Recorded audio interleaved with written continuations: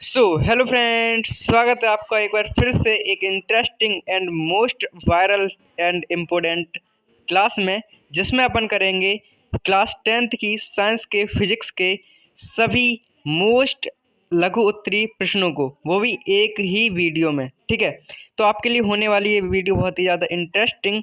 तो अगर आपको हमारी वीडियो पसंद आए तो लाइक करें, शेयर करें और साथ ही साथ हमारे चैनल को सब्सक्राइब करें। शुरू करते हैं अपनी वीडियो को बिना किसी देरी के। हमारा पहला प्रश्न है कि प्रकाश के परावर्तन से आप क्या समझते हैं। ठीक है, प्रकाश के परावर्तन से आप क्या समझते हैं। ठीक है, तो हमारा क्या है, उत्तर लिखेंगे अपन क्या कि प्रकाश का परावर्तन, हेडिंग डालेंगे। उसके बाद देखिए क्या करेंगे कि इसमें लिखेंगे हेडिंग में कि जब प्रकाश की किरणें किसी चिकनी सतह, यहाँ लगा सकते हैं, चिकनी सतह से टकराकर अपने ही माध्यम में लौट जाते हैं तो उस लौटने की घटना को हम क्या कहते हैं, प्रकाश का परावर्तन कहते हैं। ठीक है, प्रकाश का परावर्तन हम कहेंगे। ठीक है, तो क्या है कि जब किसी प्रकाश की किरणें किसी चिकनी या पॉलिशदार सतह से टकराकर अपने ही माध्यम में लौट जाती हैं तो इस लौटने की घटना को ही हम प्रकाश का परावर्तन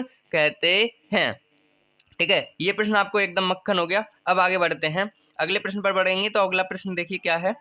तो देखिए हमारे पास अगला प्रश्न क्या है कि अगला प्रश्न है कि प्रकाश के परावर्तन के नियमों को तथा नियम लिखने हैं हमें और तथा चित्र भी बनाना है, यानी कि चित्र के द्वारा भी हमें समझाना है और साथ ही साथ उसके नियम भी लिखने हैं। तो सबसे पहले अपन चित्र समझ लेते हैं। तो चित्र देखिए क्या है, हमारे पास चित्र ये है। ठीक है, इसे अपन देखिए कैसे करेंगे। ये देखिए हमारे पास ये जो लाइन दिख रही है आपको, ये हमारी परावर्तक पृष्ठ है। ऊपर वाली चीज है वो परावर्तक पृष्ठ है। ये ऊपर जो है उसे हम परावर्तक पृष्ठ कहते हैं। ये वाली ऊपर वाली सतह, ये जो डंडे दिख रहे हैं आपको, ये परावर्तक सतह नहीं है, ये ऊपर वाली जो है उसे हम परावर्तक पृष्ठ कहते हैं। ठीक है, परावर्तक सतह होती है। और ये जो लाइन देते आती हुई किरण दिख रही है आपको, ये इस पर आती हुई किरण दिख रही है, उसे हम आपतित किरण कहते हैं। और ये जाती हुई किरण दिख रही है, इसे हम परावर्तित किरण कहते हैं। और ये बीच में एक डंडा सा दिख रहा है, इसे अविलंब कहते हैं। ये डॉट डॉट से ही बनाना, क्योंकि ये एक काल्पनिक होता है, काल्पनिक हम खींच लेते हैं, इसीलिए डॉट डॉट डॉट करके माना इसे। और ये हमारे पास क्या होता है, अभिलंब होता है। ठीक है, अब यहाँ पे आपतित किरण और अविलंब के बीच जो कोण बनता है उसे आपतन कोण कहते हैं। और अविलंब और परावर्तित किरण के बीच जो कोण बनता है उसे आपतन कोण कहते हैं, सॉरी परावर्तन कोण कहते हैं। ठीक है, इतनी बात क्लियर बेटा। इसे आपतन कोण, इसे परावर्तन कोण, और इसे आई से प्रदर्शित करते हैं, इसे आर से। ठीक है, अब बात ऐसी है, हमारा क्या है, पहला नियम ये है कि आपतित किरण, परावर्तित किरण तथा अविलंब, आपतित किरण, परावर्तित किरण तथा अविलंब तीनों एक ही तल में होते हैं, यानी कि ऊपर की साइड ना, तो तीनों एक ही तल में होते हैं। यहाँ से ही बन गया, चित्र में देख के अपन कर लेंगे ये। तो आपतित किरण, परावर्तित किरण और अविलंब तीनों एक ही तल में होते हैं, ऊपर हैं तो एक ही तल में। और साथ ही साथ आपतन कोण और परावर्तन कोण सदैव बराबर होते हैं। सर कैसे, मान के चलिए 30 डिग्री आया है, ये 30 डिग्री कोण है तो ये भी 30 ही होगा, ये 40 है तो ये भी 40 ही होगा, ये 50 है तो ये 50 ही होगा। यानी कि हमें बस पता है कि आपतन कोण बराबर होता है हमेशा परावर्तन कोण के। ठीक है, अब अपन लिखेंगे कैसे इस चीज को। देखिए इस चित्र को बनाना सीख गए अपन। इस चीज को अपन लिखेंगे कैसे, इस तरीके से लिखेंगे। देखिए यहाँ पे देखिए इस तरीके से अपन लिखेंगे कि प्रकाश के परावर्तन के मुख्य रूप से दो नियम होते हैं। प्रकाश के परावर्तन के मुख्य रूप से कितने बेटा, दो नियम होते हैं। पहला नियम क्या है कि आपतन कोण आई, परावर्तन कोण आर, आपतन कोण आई और परावर्तन कोण आर के सदैव बराबर होते हैं। यानी कि आपतन कोण परावर्तन कोण के सदैव कैसा होगा बेटा, बराबर होगा। सदैव मतलब हमेशा ही बराबर होगा, और इससे ही हमें मिलता है कोण आई बराबर कोण आर। ठीक है, आगे बढ़ते हैं। आगे क्या है हमारे पास, दूसरा पॉइंट ये है, दूसरा पॉइंट हमारे पास क्या है, ये है कि आपतित किरण, परावर्तित किरण तथा अविलंब तीनों एक ही तल में होते हैं। तीनों कहाँ होंगे बेटा, एक ही तल में उपस्थित होंगे, यानी कि तीनों एक ही तल में स्थित होंगे। ठीक है, तो आपतित किरण, परावर्तित किरण तथा अविलंब तीनों एक ही तल में होते हैं। ये प्रश्न आपको एकदम क्लियर हो गया होगा। ठीक है, आगे बढ़ते हैं अगले प्रश्न की तरफ।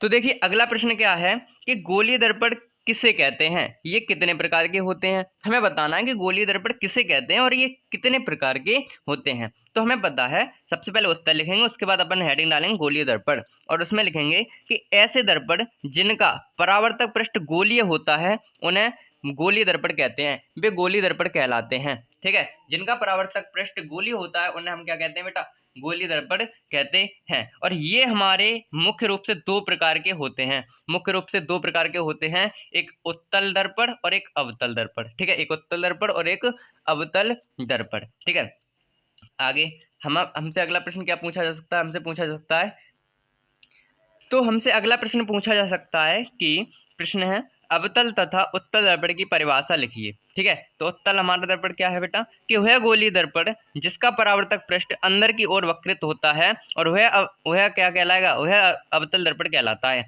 यानी कि बात ऐसी थी, जिस गोलीय दर्पण का जो परावर्तक पृष्ठ है वो अंदर की ओर होता है, अंदर की ओर वक्रित होता है, वह क्या, अवतल दर्पण कहलाता है, वह हमारा अवतल दर्पण कहलाएगा।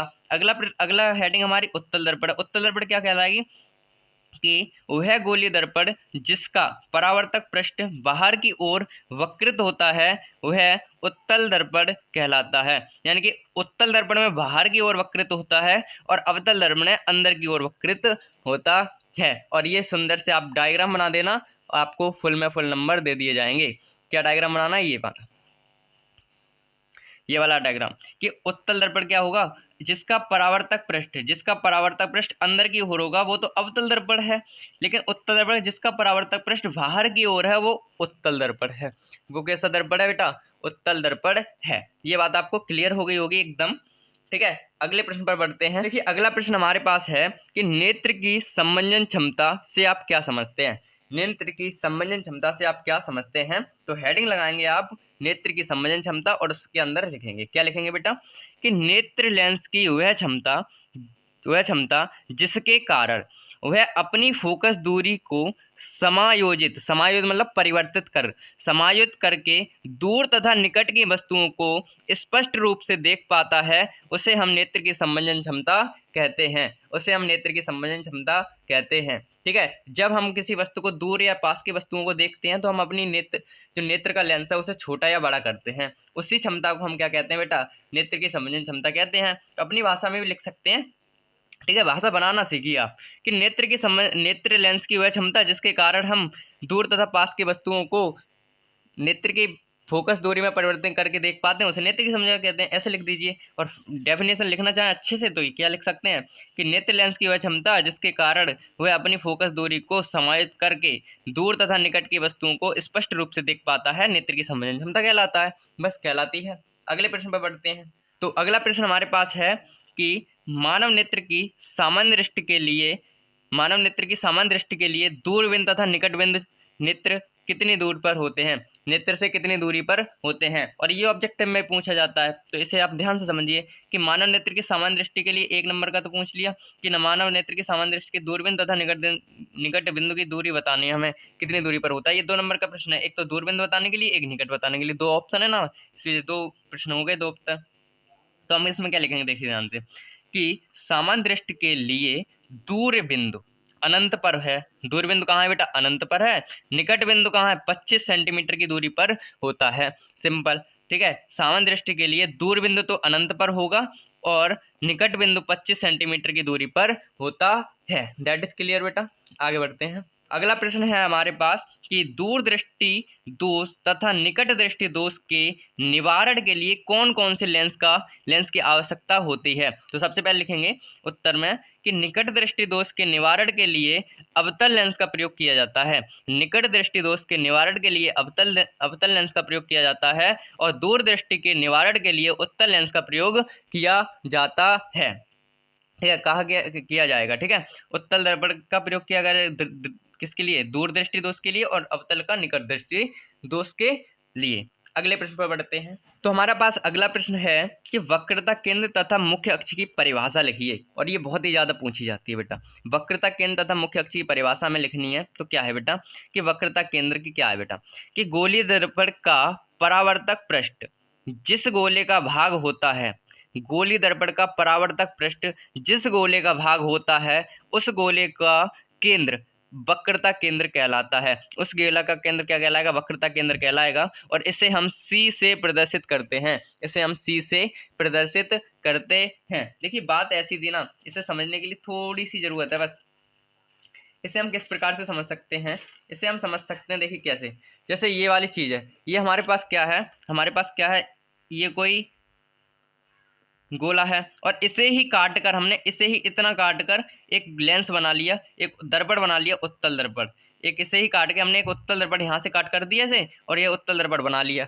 तो इससे जो पूरे गोले का जो केंद्र होगा वही इस दर्पण के लिए वक्रता केंद्र होगा। ये बात थी इस पर, ठीक है, तो समझे। तो वक्रता केंद्र क्या होता है कि गोली दर्पण का परावर्तक पृष्ठ जिस पृष्ठ का भाग होता है उस गोले का केंद्र वक्रता केंद्र कहलाता है, और इसे सी से प्रदर्शित करते हैं। ठीक है, आगे बढ़ते हैं। अगला क्या पूछा था हमसे, ये पूछा था कि मुख्य अक्ष गोली दर्पण, मुख्य अक्ष किसे कहते हैं कि गोली दर्पण के ध्रुव P तथा वक्रता केंद्र C से होकर जाने वाली सीधी रेखा को मुख्य अक्ष कहते हैं। ठीक है, तो कुछ समझ में नहीं आई होगी, लेकिन देखिए यहाँ से समझ सकते हैं कि जो ध्रुव होता है यहाँ पर होता है, ध्रुव और वक्रता केंद्र से जाते हुए सीधी रेखा को हम क्या कहते हैं, मुख्य अक्ष कहते हैं, मुख्य अक्ष कहते हैं। ठीक है, क्या कहते हैं, मुख्य अक्ष कहते हैं। इतने क्लियर है बेटा कि ध्रुव तथा वक्रता केंद्र से होकर जाने वाली सीधी रेखा को हम मुख्य अक्ष कहते हैं। आगे बढ़ते हैं। सो हमारा अगला प्रश्न है कि हीरे का अपवर्तनांक 2.42 है, इस कथन का क्या अर्थ है, यानी कि क्या अभिप्राय है इस कथन से। तो क्या है, उत्तर लिखेंगे, हीरे का अपवर्तनांक 2.42 है, इस कथन का अभिप्राय है कि हीरे में प्रकाश की चाल निर्वात में प्रकाश की चाल की 1/2.42 गुनी होगी। ठीक है, तो ये बात ध्यान रखनी थी कि 1/, में ये उल्टे यानी कि व्युत्क्रम में आ जाएंगे बस। तो 1/, में ये यहाँ पे, तो ये बट्टे में डाल दो बस, 1/, में 2.42 गुनी हो जाएगी। कहाँ पर, प्रकाश की चाल निर्वात में प्रकाश की चाल की इतनी गुनी हो जाएगी। ठीक है, अगले प्रश्न पर बढ़ते हैं। तो हमारे पास अगला प्रश्न है जो कि बहुत ही मोस्ट इंपोर्टेंट है। क्या है कि अवतल दर्पण के मुख्य फोकस की परिभाषा लिखिए। हमें अवतल दर्पण के मुख्य फोकस की परिभाषा लिखनी है। तो क्या है, किसी अवतल दर्पण के मुख्य अक्ष के समांतर आपतित प्रकाश किरणें दर्पण से परावर्तन के पश्चात मुख्य अक्ष के जिस बिंदु पर मिलती हैं उस बिंदु को अवतल दर्पण का मुख्य फोकस कहते हैं। यानी कि हमारी कोई अवतल दर्पण के समांतर कोई किरणें आती हैं और जो टकराकर जो जिस लाइन मुख्य अक्ष के जिस लाइन पर फोकसित यानी कि टकराती हैं वहां पर क्या कहते हैं, हम फोकस कहते हैं। कौन सा, मुख्य। ठीक है, तो उस बिंदु को अवतल दर्पण का मुख्य फोकस कहते हैं और इसे हम F से प्रदर्शित करते हैं, इसे हम F से प्रदर्शित करते हैं। ठीक है, तो इसे समझने की जरूरत है थोड़ी सी। देखिए बात ऐसी है, अवतल दर्पण की पूछी है ना इन्होंने, अवतल दर्पण की, तो अवतल दर्पण हमारे पास क्या है, ये है, ये हमारे पास अवतल दर्पण है। ठीक है, और ये हमारे पास मुख्य अक्ष है। तो बात ऐसी है, फोकस क्या होगा, इसके समांतर मुख्य अक्ष के समांतर आने वाली किरणें परावर्तन टकराने के बाद, इससे टकरानी है, परावर्तन के पश्चात मुख्य अक्ष के जिस बिंदु पर फोकसित होती हैं, मुख्य अक्ष में जिस बिंदु पर मिलती हैं उसे हम फोकस कहते हैं, उसे हम फोकस कहते हैं। ठीक है, और ये प्यारा सा आप डायग्राम बना देना जो आपको नीचे दिख रहा है, ये वाला, ये आप डायग्राम बना देगा। ये फोकस है, ये वक्रता क्या है, अवतल दर्पण है, और इसमें मुख्य फोकस मुख्य अक्ष ये है, मुख्य अक्ष है ये, और ये हमारे पास अवतल दर्पण है। ये नीचे लिखना आप, अवतल दर्पण है ये, और इससे हमारे पास ये फोकस बन जाता है यहाँ पर। ठीक है, ये फोकस है। ठीक है, यहाँ से किरण समांतर गई, यहाँ से कटी, यहाँ से भी जाएगी तो अभी तक कटेगी, तो ये फोकस हो जाता है। ठीक है, अगले प्रश्न पर बढ़ते हैं। हमारे पास अगला प्रश्न है, क्या कि किसी लेंस की एक डायोप्टर क्षमता को परिभाषित कीजिए। और ये बहुत ही ज़्यादा पूछा जाता है कि किसी लेंस की एक क्षमता यानी कि एक डायोप्टर क्षमता की परिभाषा लिखनी है हमें। तो क्या है, उत्तर लिखना है यहाँ पे, उत्तर, ये उत्तर लेंस भावुक हो गए, यहाँ पे उत्तर है यहाँ पे। ठीक है, उत्तर क्या है कि एक डायोप्टर उस लेंस की क्षमता होती है जिसकी फोकस दूरी 1 मीटर या 100 सेंटीमीटर होती है। एक उत्तल लेंस यानी कि एक डायोप्टर क्या होगी, एक डायोप्टर उस लेंस की क्षमता होगी जिसकी फोकस दूरी या तो 1 मीटर हो या तो 100 सेंटीमीटर हो। ठीक है, तो इससे हमें फॉर्मूला मिलते हैं दो, P बराबर 1/f मीटर में और P बराबर 100/f मीटर में। और ये बहुत ही अच्छे से याद कर लेना क्योंकि इस पे जो ऑब्जेक्टिव टाइप प्रश्न है वो बहुत ही अच्छी तरीके से बनते हैं। ठीक है, अगले प्रश्न पर बढ़ते हैं। तो हमारा अगला प्रश्न है कि वायु में गमन करती प्रकाश की किरण, एक किरण किसी जल में तिरछी प्रवेश करती है, किसी जल में तिरछी प्रवेश करती है, तो क्या प्रकाश किरण अविलंब की ओर झुकेगी अथवा अविलंब से दूर हटेगी? बताइए क्यों। ठीक है, हमें पहले तो बताना है कि अविलंब से दूर हटेगी, अब अविलंब की ओर झुकेगी, और फिर झुकेगी तो क्यों झुकेगी। ठीक है, ये भी बताना है। तो देखिए क्या है, तो हमारे पास प्रश्न है, उत्तर है कि प्रकाश की किरण अविलंब की ओर झुक जाएगी क्योंकि वायु विरल माध्यम है तथा जल सघन माध्यम है। जल कैसा माध्यम है? सघन। वायु विरल है तथा जल सघन माध्यम है। अतः जब प्रकाश किरण विरल माध्यम से सघन माध्यम में गमन करती है, विरल माध्यम से सघन माध्यम में जब गमन करती है तो वह धीमी हो जाती है। तो वह कैसे हो जाएगी? धीमी हो जाएगी तथा अविलंब की ओर झुक जाएगी। ठीक है, जब वो धीमी हो जाएगी चीज़ तो अविलंब की ओर झुक जाएगी। फॉर एग्जाम्पल, अगर एक चीज़ देखेंगे आप, आपके पास कोई ऐसी चीज़ है, यहाँ पे देखिए ध्यान से, आपके पास कोई इस टाइप की कोई वस्तु है और आपने यहाँ से कोई बहुत तेज फंकी, यहाँ से एक बार बहुत तेज फंकी तो ऐसी जाएगी, इतनी जाएगी, फिर इधर जाके गिरेगी। लेकिन अगर कोई वस्तु धीमे धीमे धीमे धीमे आ रही तो यहीं गिर जाएगी। तो अविलंब ये रहा, तो इसकी ओर ही तो झुक रही है। ये चीज़ स्पीड से आ रही है तो तेज दूर गिर रही है, और धीमे धीमे जाएगी तो यहीं पे गिर जाएगी, यहाँ पर ही, और धीमे जाएगी तो यहीं गिर जाएगी। तो अविलंब की ओर झुकती हुई दिखेगी ना। तो अब अगर कोई वस्तु हमारी धीमी हो जाती है तो अविलंब की ओर ही झुक जाती है, और बढ़ जाएगी तो फिर दूर जाएगी ही जाएगी, वो तो हमें कन्फर्म ही है। ठीक है, तो यहाँ पे बस वो जो हमारी किरण है वो धीमी हो जाती है, विरल से सघन में जाती है। तब जब विरल से सघन में जाएगी तो धीमी हो जाएगी, और धीमी हो जाएगी तो अविलंब की ओर झुक जाएगी। तो इस तरीके से आप लिख लेना इस चीज़ को। ठीक है, आगे बढ़ते हैं। तो अगला प्रश्न हमारे पास है कि स्नेल के अपवर्तन का नियम लिखिए। हमें स्नेल का नियम लिखना है, जो कि बहुत ही ज़्यादा इंपॉर्टेंट है। उत्तर क्या है कि स्नेल का नियम, तो हेडिंग डालेंगे पहले और उसके बाद लिखेंगे कि किन्हीं दो माध्यमों के लिए आपतन कोण की ज्या,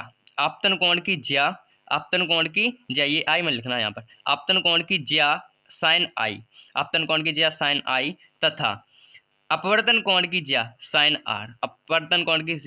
आर का अनुपात एक नियतांक होता है। जो अनुपात होता है वो एक नियतांक होता है। इससे हमें मिलता है साइन आई अपॉन में साइन आर बराबर नियतांक। तो इससे ही बना सकते हैं आप क्या, किन्हीं दो माध्यमों के लिए आपतन कोण की ज्या साइन आई तथा परावर्तन कोण की ज्या साइन आर एक, यानी कि इनका अनुपात एक नियतांक होता है। ये बात थी। आगे बढ़ते हैं अगले प्रश्न की तरफ।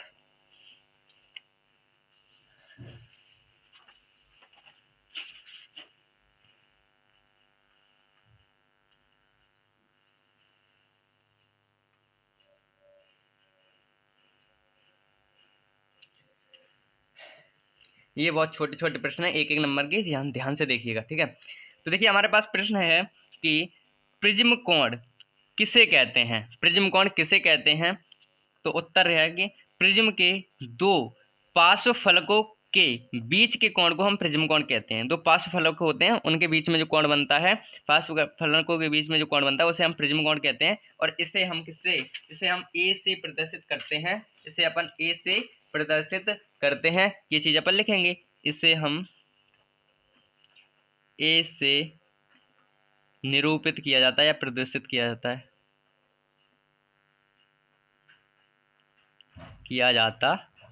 ये चीज और लिखनी थी यहाँ पे बस। ठीक है, निरूपित किया जाता है, ए से अपन निरूपित करते हैं इसे। ठीक है, तो देखिए बात ऐसी थी ना कि हमारे पास प्रिज्म क्या होता है बेटा, प्रिज्म होता है ये, प्रिज्म होता है हमारे पास ये। तो इनके दो फलकों, इनके और इनके बीच जो कोण बनता है ये वाला, इसे ही हम प्रिज्म कोण कहते हैं। ठीक है, इसे ही हम प्रिज्म कोण कहते हैं। अब विचलन कोण की बात है, तो विचलन कोण क्या है, देखिए ध्यान से कि विचलन कोण किसे कहते हैं। ये हमारा प्रश्न क्या है कि उत्तर है ये कि प्रिज्म की विशेष आकृति के कारण निर्गत किरण आपतित किरण की दिशा में एक कोण बनाती है। ठीक है, एक कोण बनाती है जिसे हम विचलन कोण कहते हैं। जिसे क्या कहते हैं बेटा, विचलन कोण कहते हैं। तो एक बार दोबारा देख लीजिए कि प्रिज्म की विशेष आकृति के कारण निर्गत किरण आपतित किरण की दिशा से एक कोण बनाती है जिसे हम विचलन कोण कहते हैं। और बहुत ही इंपॉर्टेंट है, ये लिख लेना बहुत अच्छी तरीके से, याद भी कर लेना। ठीक है, अगले प्रश्न की ओर बढ़ते हैं। तो हमारा अगला प्रश्न है कि वर्ण विक्षेपण की घटना किस कारण होती है। वर्ण विक्षेपण की घटना किस कारण से होती है। उत्तर क्या है कि प्रिज्म कोण के पदार्थ का अपवर्तनांक भिन्न भिन्न रंगों के लिए भिन्न भिन्न होता है, ये बताए होने के कारण बड़ विक्षेपण की घटना होती है। ठीक है, एक बार दोबारा से कि प्रिज्म कोण के पदार्थ का अपवर्तनांक भिन्न भिन्न रंगों के लिए भिन्न भिन्न होता है। पदार्थ का अपवर्तन कैसे होता है? भिन्न भिन्न रंगों के लिए भिन्न भिन्न होता है, होने के कारण ही बड़ विक्षेपण की घटना होती है। ठीक है, याद कर लेना, बहुत ही अच्छा प्रश्न है, मीठा मीठा सा। आगे बढ़ते हैं। अगला प्रश्न हमारा है कि तारों के टिमटिमाने का क्या कारण है? जो तारे हमारे होते हैं वो क्यों टिमटिमाते हैं, क्यों परेशान करते हैं रात में? तो क्या है उत्तर है कि तारों के प्रकाश के वायुमंडलीय अपवर्तनांक, तारों के प्रकाश के वायुमंडलीय अपवर्तनांक, तारों के प्रकाश के वायुमंडलीय अपवर्तनांक के कारण ही तारे टिमटिमाते हैं। वायुमंडलीय अपवर्तनांक के कारण ही तारे टिमटिमाते हुए प्रतीत होते हैं, टिमटिमाते हुए प्रतीत होते हैं। ठीक है, दैट इज क्लियर बेटा। आगे बढ़ते हैं। अगला प्रश्न है हमारे पास कि वर्णांधिकता से क्या समझते हैं आप? ठीक है, जो वर्णांधिकता होती है वो उससे क्या समझते हैं? ये रोग होता है ना, इससे हम क्या समझते हैं? तो देखिए उत्तर क्या है कि जब व्यक्ति एक से अधिक रंगों की पहचान अथवा रंगों में भेद नहीं कर पाता है तो इस दोष को हम क्या कहते हैं? वर्णांधिकता कहते हैं। यानी कि हमारी जब आंखों में रंगों का भेद नहीं हो पाता है, रंगों का भेद नहीं कर पाते हम पहचान नहीं पाते हैं कौन सा रंग है, तो हमारे पास कौन सा रोग हो जाता है? हमारी आंखों में वर्णांधिकता हो जाता है, वर्णांधिकता दोष हो जाता है। अगले प्रश्न पर बढ़ते हैं, ये बड़ी बात नहीं थी कोई। तो अगला प्रश्न हमारा है कि बढ़िया प्रश्न है ये कि निकट दृष्टि दोष से आप क्या समझते हैं? निकट दृष्टि दोष से आप क्या समझते हैं? इसका निवारण किस प्रकार किया जाता है? इसका निवारण किस प्रकार किया जाता है? क्या है उत्तर कि निकट दृष्टि दोष, हेडिंग डालेंगे अपन, क्या कहेंगे कि इस दोष में व्यक्ति को समीप की तो वस्तुएं, समीप की वस्तुएं तो स्पष्ट दिखाई देंगी बेटा, समीप की वस्तुएं तो स्पष्ट दिखाई देंगी निकट दृष्टि दोष में, परंतु एक निश्चित दूरी के आगे की वस्तुओं से स्पष्ट नहीं दिखाई देंगी। एक स्पष्ट दूरी से, यानी कि एक नियत दूरी, एक निश्चित दूरी के आगे की वस्तुओं से दिखाई नहीं देती हैं। और इसका निवारण हम करते हैं कि अवतल लेंस से किया जाता है। तो आप ऐसे लिखेंगे कि निकट दृष्टि दोष का निवारण अवतल लेंस के द्वारा किया जाता है। दैट इज क्लियर बेटा। अगले प्रश्न पर बढ़ते हैं। अगला प्रश्न हमारे पास है कि दूरदृष्टि दोष से आप क्या समझते हैं? इसके निवारण किस प्रकार से किया जाता है? इसका निवारण हम किस प्रकार से करते हैं? तो हेडिंग डालेंगे दूरदृष्टि दोष और उसके लिखेंगे कि इस प्रकार के दोष में व्यक्ति को दूर की वस्तुएं तो स्पष्ट दिखाई देती हैं परंतु पास की वस्तुएं स्पष्ट दिखाई नहीं देती हैं। पास की वस्तुएं स्पष्ट नहीं दिखाई देती हैं, ठीक है, दूर की वस्तुएं तो स्पष्ट दिखाई देंगी लेकिन पास की वस्तुएं से स्पष्ट नहीं दिखाई देंगी। और इसी दोष को हम क्या कहते हैं? दूरदृष्टि दोष कहते हैं। और इसके निवारण के लिए हम उत्तल लेंस का प्रयोग करते हैं। ठीक है, तो आप लिखेंगे कि दूरदृष्टि दोष के निवारण के लिए हम उत्तल लेंस का प्रयोग करते हैं। बहुत ही अच्छे राइटिंग में और अच्छा करके लिखना है। ठीक है, आगे बढ़ते हैं अगले प्रश्न पर।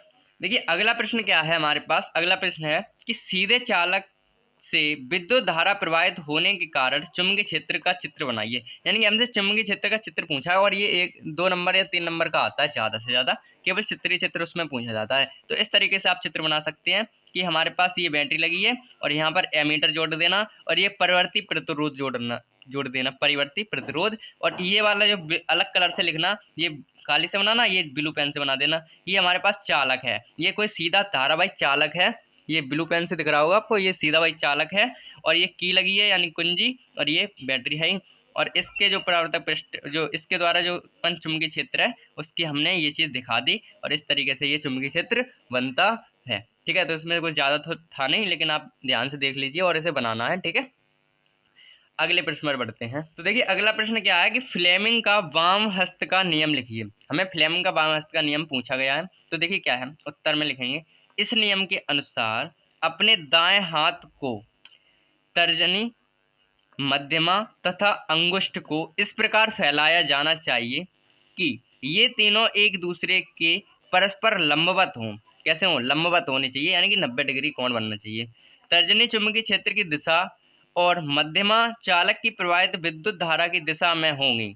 ठीक है, अगर हों संकेत करें तो क्या होगा? तो अंगुष्ठ चालक की गतिज की दिशा की ओर संकेत करेगा। अब ये चीज क्या है? गति की दिशा में हम लिख सकते हैं कि चालक पर आरोपित बल की दिशा में होगी। तो क्या है? अंगुष्ठ पर चालक की दिशा जो चालक की दिशा पर आरोपित बल की दिशा के बराबर यानी कि संकेत करेगी। ठीक है, तो ये चीज़ थी, समझ में आई होगी। ठीक है, अगर हम अपनी तर्जनी और तर्जनी, मध्यमा और अंगुष्ठ को ऐसे फैलाएं, ऐसे तरीके से मोड़ें उन्हें जो कि हमारी एक दूसरे के लंबवत हो जाए वो उंगली, और साथ ही साथ एक चीज़ और देखनी है कि तर्जनी चुंबकीय क्षेत्र की दिशा में हो और मध्यमा क्या चालक की प्रवाहित विद्युत धारा की दिशा में हो, तो अंगुष्ठ जो होगा, जो अंगूठा होगा हमारा, वो क्या होगा, चालक पर आरोपित बल की दिशा में होगा। ठीक है, आगे बढ़ते हैं अगले प्रश्न पर। तो अगला प्रश्न है कि ओम के नियम की परिभाषा लिखो। ओम के नियम की हमें परिभाषा लिखनी है, तो उत्तर लगाएंगे, ओम की हेडिंग लगाएंगे ओम के नियम की और लिखेंगे ओम के नियम के अनुसार क्या लिखेंगे कि जब किसी चालक की भौतिक अवस्थाओं में कोई परिवर्तन नहीं किया जाए, तो जब किसी चालक की भौतिक अवस्था जैसे ताप, लंबाई आदि में परिवर्तन नहीं किया जाए, तो किसी प्रतिरोध के सिरों के बीच उत्पन्न विभवांतर तथा उसमें प्रवाहित धारा की समानुपाती होती है, उसमें प्रवाहित धारा की समानुपाती होती है। और फॉर्मूला बनता है हमारा R बराबर V अपॉन में I, और इसी को हम शॉर्ट में याद कर लेते हैं, V बराबर IR, ये हम शॉर्ट में याद कर लेते हैं। ठीक है, यहाँ पे V तो हमारा विभवांतर है, I हमारी वैद्युत धारा है, R हमारा प्रतिरोध है। ठीक है, आगे बढ़ते हैं, अगला प्रश्न और लास्ट प्रश्न है। सो हमारा अगला प्रश्न है कि दक्षिण हस्त अंगुष्ठ नियम से आप क्या समझते हैं। तो उत्तर है हमारा दक्षिण हस्त अंगुष्ठ नियम, हेडिंग डालेंगे और उसमें लिखेंगे कि यदि हम अपने दाहिने हाथ में विद्युत धारावाही चालक को इस प्रकार पकड़ें कि हमारा अंगूठा विद्युत धारा की दिशा की ओर संकेत करता है और हमारी उंगलियां चालक के चारों ओर चुंबकीय क्षेत्र की दिशा की बल रेखाओं की दिशा में लिपटी होंगी। ठीक है, ये चीज़ हमसे सी बात ऐसी थी, अगर हम अपने दाएं हाथ को इस धारावाही चालक के इस प्रकार पकड़ें, धारावाही चालक को जैसे ये धारावाही, इसे को हम इस प्रकार पकड़ें कि इसको अपन ऐसे पकड़ें ऐसे करके, तो हमारी जो धारा होगी इस तरीके से पकड़ना है इसे। ठीक है, अगर हम इस तरीके से, ये सफ़ेद वाली जो मार्कर दिख रहा है आपको, ये तो हमारा चालक है